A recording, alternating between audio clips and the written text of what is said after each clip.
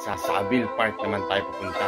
Doon sa bago nilang tourist spot, yung Dubai Frame. Doon din yun, sa loob ng Savile Park.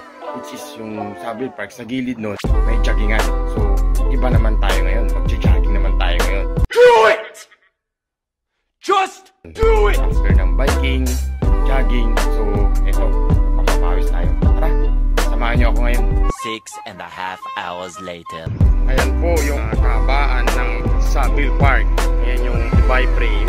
Sa loob niyan, yan ang Savile Park. Bibigyan natin ng oras yan. Papasok din tayo dyan. Dito ako ngayon sa overpass.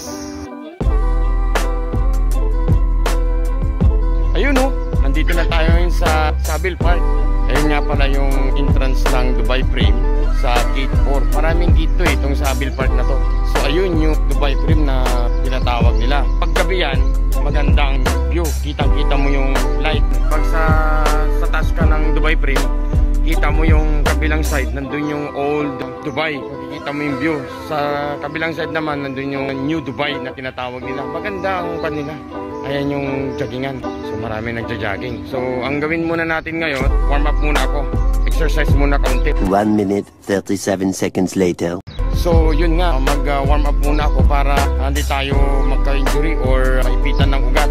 Yan naman usually pagka nasa sports tayo, di ba? Warm up muna, exercise muna para kuntipan ng dugo at saka katawan natin.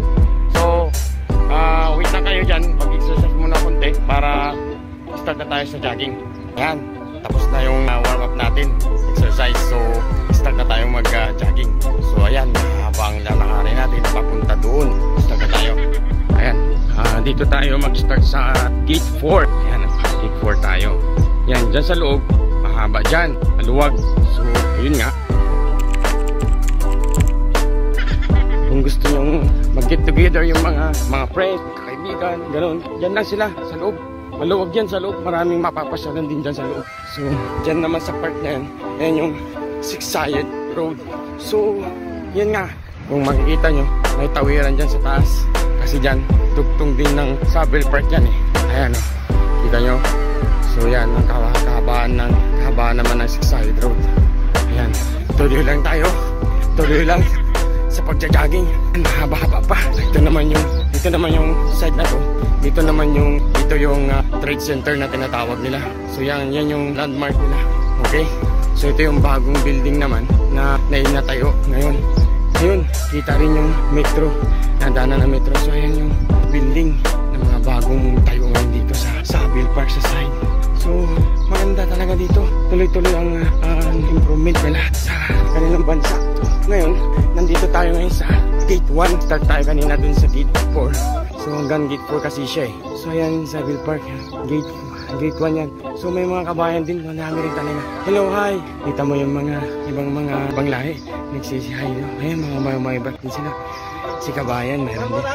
Ayan, no, sila kabayan. Mayroon silang grupo. Run for the ocean, Adidas. Adidas daw, Run for the ocean daw. So mga kasabay natin sila sa pagja-jogging. Sige lang, jogging lang tayo. Papahawis ring umaga kapag ka may oras. 5 minutes later. Hinto muna tayo konti kasi medyo pagod na. Ito yung taas ng metro ng Dubai. So kung makikita nyo, nandun yung metro station ng Japlia. At dito naman yung metro station ng EDCB. Doon. So medyo hindi nasisilip konti. Pero doon na pa sa banda doon, nandun na yung EDCB. A few minutes later.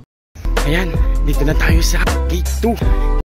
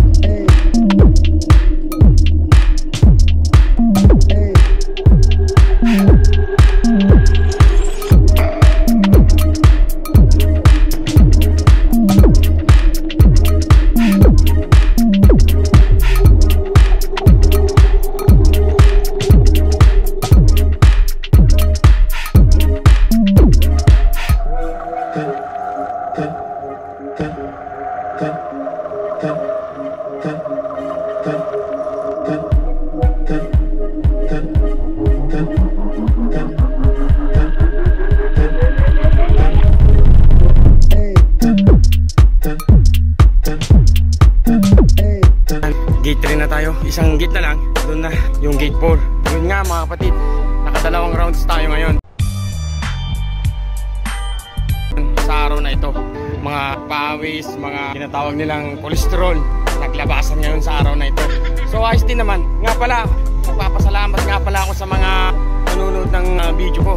Tuloy-tuloy lang kayo na panuorin ng video ko. At igagala ko pa rin kayo dito sa Dubai. Marami pa tayong papasalan. Dito nga pala sa Billpark, sa loob niyan, papasok din tayo. Aakyat din tayo dyan. Bibigyan natin ng oras yan. O nga pala, shoutout nga pala dun dyan sa amin, mga Ladringan family. Kay Renaline Ladringan, kay Nicole Jane Ladringan, kay Ninya Jenica Ladringan. Gayun din sa mga kabats ko dyan sa Santa Maria Elementary School, si Roger Labsan. Nga pala, yung bats kong yan, mayroon siyang banda. So mga kabats, mga kaibigan, supportahan nyo nga pala yung banda ni Roger.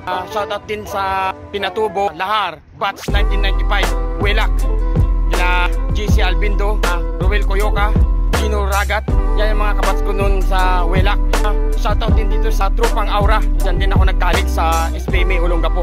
So maraming salamat sa inyo mga kapatid. Sana suportahan nyo. Wag nyo kakalimutan anong dapat natin gawin. Subscribe at mag-like. Okay?